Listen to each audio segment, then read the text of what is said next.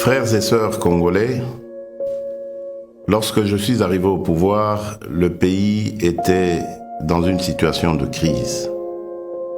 À la suite d'une longue période d'instabilité politique et d'incertitude, l'élection présidentielle qui a consacré notre victoire, votre victoire, continue de susciter beaucoup d'espoir partout dans notre pays et même au-delà de nos frontières.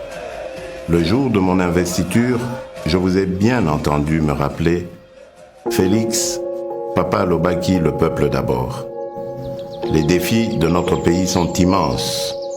Les problèmes sont multiples, mais il n'est pas impossible d'y remédier et de commencer ainsi à changer les choses, à changer notre mode de vie en société. Pour engager le changement, dans le contexte politique particulier de la période après l'investiture, nous avons commencé à travailler avec les moyens à notre disposition. Pourquoi ? Parce que face au désir ardent de changement immédiat qui traverse tout le pays, nous avions décidé de ne pas croiser les bras en spectateurs passifs. Pourquoi ? Parce que quand on veut changer les choses, on n'attend pas de réunir toutes les meilleures conditions. Nous avons lancé le programme des 100 jours. Ce programme ne va sûrement pas résoudre tous nos problèmes en quelques mois, mais il est un début de solution.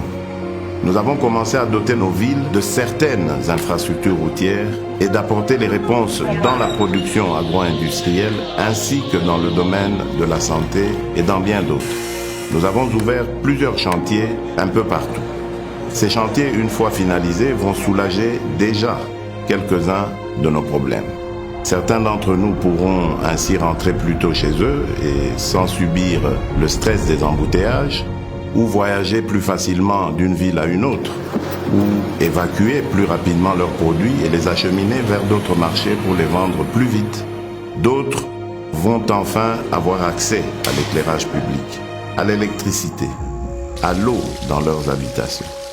Le programme des 100 jours nous donne la preuve que par notre volonté, seuls nous pouvons trouver des solutions à nos propres problèmes et surtout apporter des changements positifs à notre cher pays. Le grand changement que nous attendons, le changement que vous souhaitez, ne sera possible que si chacun de nous tous, Congolaises et Congolais, adopte la même attitude responsable face aux problèmes et défis qui sont les siens, qui sont les nôtres. Le vrai changement commence par chacun et chacune d'entre nous. Nous devons changer et incarner le changement partout où nous sommes pour que le pays évolue.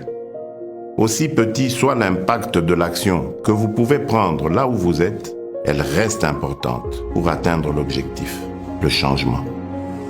À ceux qui sont responsables de la gestion des affaires publiques, le premier signe visible du changement sera celui de votre comportement, de votre compétence dans la gestion de la mission qui vous est confiée par le peuple congolais. Nous sommes au service exclusif des Congolaises et des Congolais. Sachons désormais travailler pour le changement de notre pays. Mes chers compatriotes, chers frères et sœurs, je rêve d'un Congo meilleur. Nous avons le devoir de construire un Congo meilleur où tous les enfants, filles et garçons, ont droit à l'éducation, à la santé. Un Congo où aucun enfant ne dort dans la rue ni ne meurt de faim.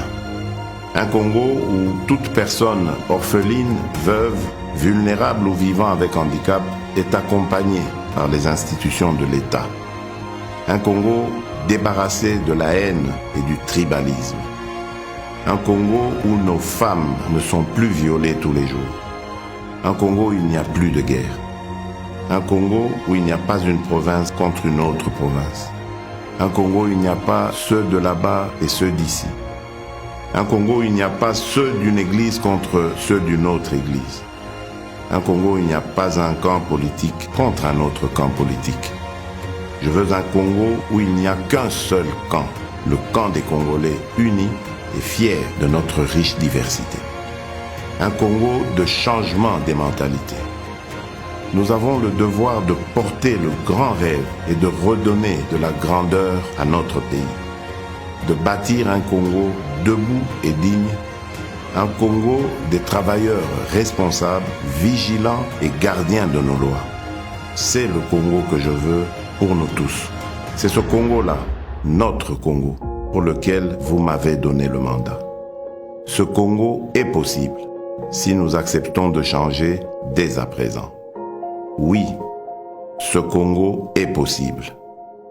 Que Dieu bénisse la République démocratique du Congo.